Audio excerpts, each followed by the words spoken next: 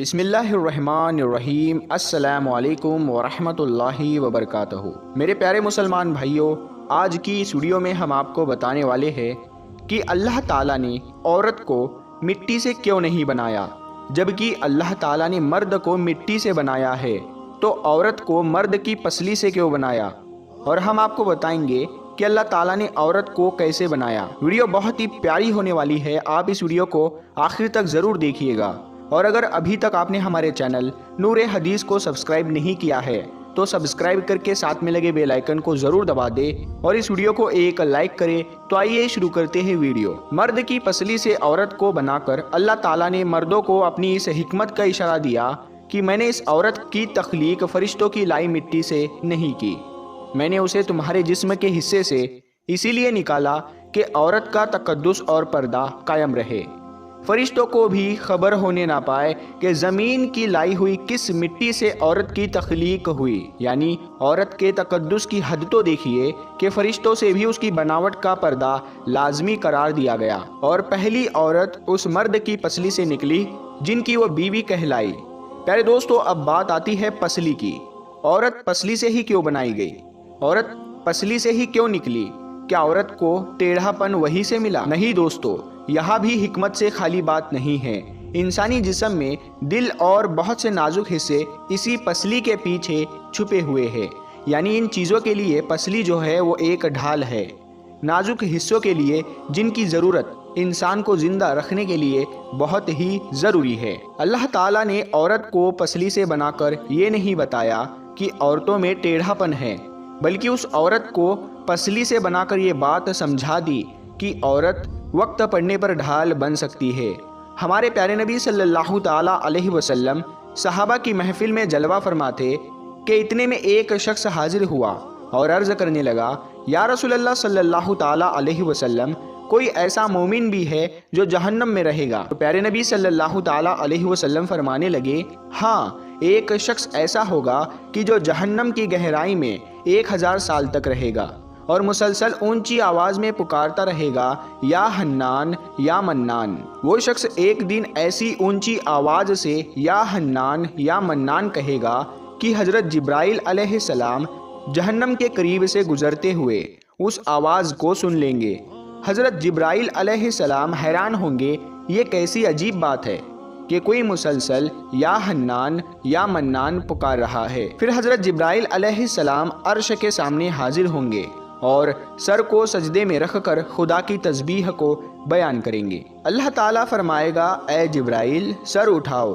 جیسے ہی حضرت جبرائیل علیہ السلام سر اٹھائیں گے، اللہ تعالیٰ فرمائے گا کہ بتاؤ کیا عجیب دیکھا تم نے؟ حضرت جبرائیل علیہ السلام عرض کریں گے، اے ہمارے رب، میں نے جہنم سے آتی ہوئی ایک آواز سنی ہے جو کہ گہرے گھڑے سے لگ رہی تھی، کوئی پکار رہا تھا، یا حنان یا منان۔ اللہ تعالیٰ فرمائے گا، اے جبرائیل، جہنم کے دروگا ملک کے پاس جاؤ اور اس سے کہو کہ جو بندہ یا حنان یا منان کی صدائے لگا رہا ہے اسے جہنم سے نکال کر تمہارے حوالے کر دے، پھر اسے میرے پاس لے کر آنا۔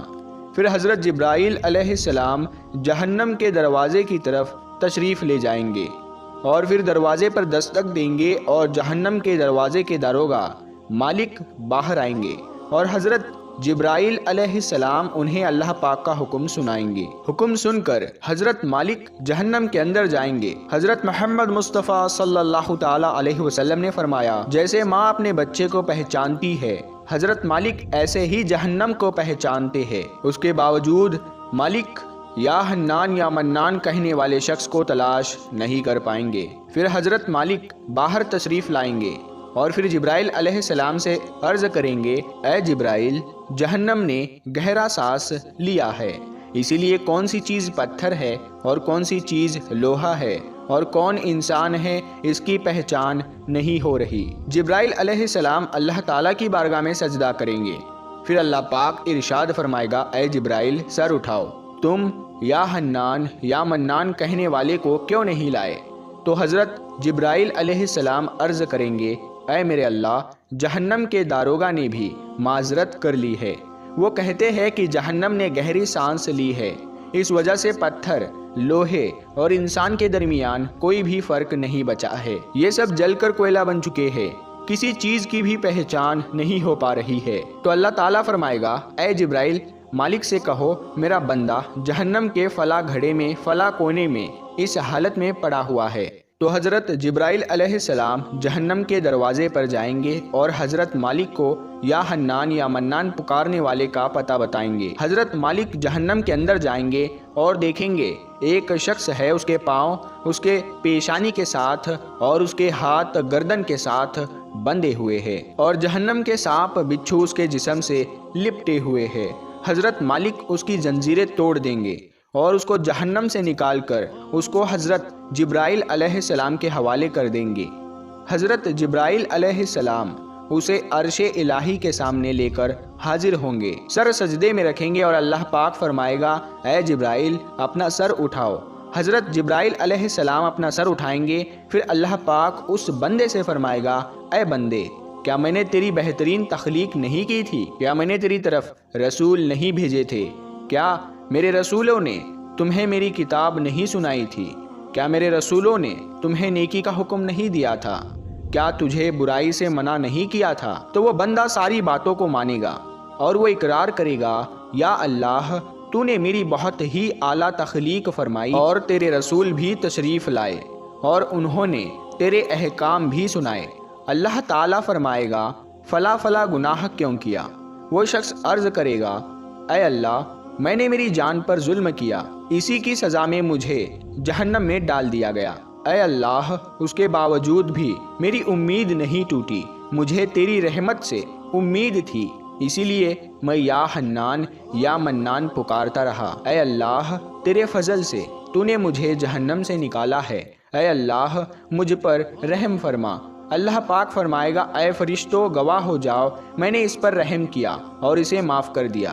پیارے دوستو، آئیے اب ہم اپنے اوپر غور کرتے ہیں، کیا ہم میں کوئی ایسا ہے کہ وہ کہہ سکے کہ میں اپنے ایمان کا حساب کر سکتا ہوں؟ پیارے دوستو، اپنے اپنے گرہبان میں جھانکے، کیا ایسی خوبی جس پر ہمیں یقین ہو کہ ہمیں دوزخ میں نہیں ڈالا جائے گا؟ پیارے دوستو، ایک حدیث میں آتا ہے کہ ایک مرتبہ حضرت علی رضی اللہ تعالیٰ عنہ اپنے گھر تشریف لے گئے اور فاطمہ زہرا رضی اللہ تعالیٰ عنہا سے فرمایا، اے فاطمہ، 3 دن سے نبی کریم صلی اللہ تعالیٰ علیہ وسلم پر عجیب کیفیت طاری ہے۔ اللہ کے نبی صلی اللہ تعالیٰ علیہ وسلم نماز پڑھنے کے لیے مسجد میں تشریف لاتے ہیں اور فوراً واپس چلے جاتے ہیں، کسی سے بھی گفتگو نہیں کرتے، گھر جا کر بھی مصلی کے اوپر رہتے ہیں، وہ بھی کسی سے گفتگو نہیں فرماتے اور مسلسل روتے جاتے ہیں۔ اے فاطمہ، آپ ان کی لاڈلی بیٹی ہے، لہٰذا آپ جا کر ان سے پوچھئے۔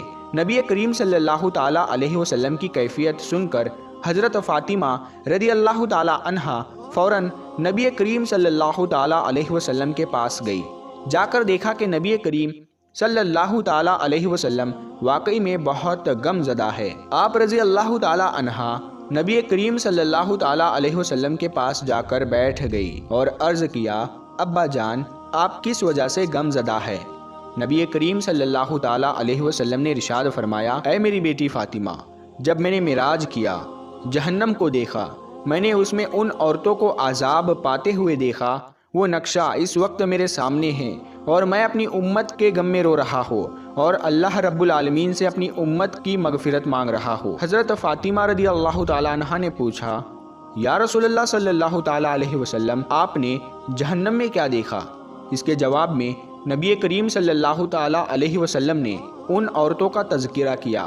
آپ صلی اللہ تعالیٰ علیہ وسلم نے ارشاد فرمایا، میں نے ایک ایسی عورت کو دیکھا جو اپنی زبان کے ذریعے لٹکی ہوئی تھی۔ پیارے دوستو، آپ دیکھیے کہ زبان کتنی نازک ہوتی ہے، اگر انسان اسے تھوڑا سا پکڑ کر کھینچے تو کتنی تکلیف ہوتی ہے۔ وہ عورت اپنی زبان کے ذریعے لٹک رہی تھی، جیسے کسائی بکرے کے کان میں سوراخ کر کے سر کو کیل کے ساتھ لٹکا دیتے ہیں، اسی طرح وہ عورت جہنم کے اندر اپنی زبان کے ذریعے لٹک رہی تھی۔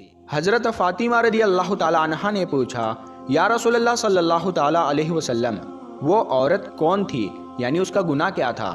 تو رسول اللہ صلی اللہ تعالیٰ علیہ وسلم نے فرمایا، یعنی تانے دیا کرتی تھی اور اپنی زبان سے دوسروں کو ایذا پہنچاتی تھی، جو اپنی زبان کا غلط استعمال کرتی تھی، اسی لیے اللہ تعالیٰ نے اس کو جہنم کی آگ میں داخل کر دیا، اور اللہ ایسی عورت کو زبان کے ذریعے سے لٹکا کر جہنم کی آگ میں بھونے گا۔ پیارے دوستو، ہزاروں سال کی عبادت بھی رد ہوتے ہوئے دیکھی گئی ہے۔ بس اللہ تعالیٰ سے دعا ہے، اے اللہ، اگر ہمارے ایمان کا سخت حساب لیا گیا، یقیناً ہم نہیں بچ پائیں گے، ہم بے حد گنہگار ہیں، لیکن اے اللہ، ہم تیری رحمت کا سوال کرتے ہیں، ہم سے حساب اپنے عدل و انصاف سے نہ لینا، بلکہ ہم پر اپنی رحمت اور عطا کا سایہ رکھنا۔ اللہ پاک ہماری دعا کو قبول فرما۔ قیامت کے دن جب لوگوں کے ایمان کا حساب کتاب ہو رہا ہوگا، پھر کچھ لوگ ایسے ہوں گے جن کو اللہ تعالیٰ بغیر حساب کے جہنم میں بھیج دے گا۔ تو صحابہ کرام رضوان اللہ علیہم اجمعین نے عرض کیا، یا رسول اللہ صلی اللہ تعالیٰ علیہ وسلم، وہ کون سے لوگ ہوں گے؟ نبی کریم صلی اللہ تعالیٰ علیہ وسلم نے ارشاد فرمایا، وہ ظالم حکمران، اور وہ تاجر جو جھوٹ بولتا ہو، اور وہ بوڑھا شخص جو زنا کرتا ہو۔ نبی کریم صلی اللہ تعالیٰ علیہ وسلم نے فرمایا، جس شخص میں یہ تین عادت پائی جائے وہ جاہل ہے، جو سننے سے پہلے ہی جواب دینا شروع کر دیتا ہے، یعنی بات کو سمجھنے سے پہلے ہی جھگڑا شروع کر دیتا ہے۔ اللہ پاک ہم سب کو نیک بننے کی اور نیک عمل کرنے کی توفیق عطا فرمائے، اور دنیا اور آخرت میں پیارے نبی صلی اللہ تعالیٰ علیہ وسلم کے بتائے ہوئے طریقے سے ان کی سنتوں پر عمل کرتے ہوئے زندگی گزارنے کی توفیق عطا فرمائے، آمین یا رب العالمین۔ پیارے دوستو، اگر آپ کو یہ ویڈیو پسند آئی ہے تو آپ اس ویڈیو کو لائک کریں اور اپنے دوستوں کے ساتھ میں ضرور شیئر کریں۔ ہم ملتے ہیں پھر ایک نئی ویڈیو کے ساتھ میں، تب تک کے لیے السلام علیکم۔ اللہ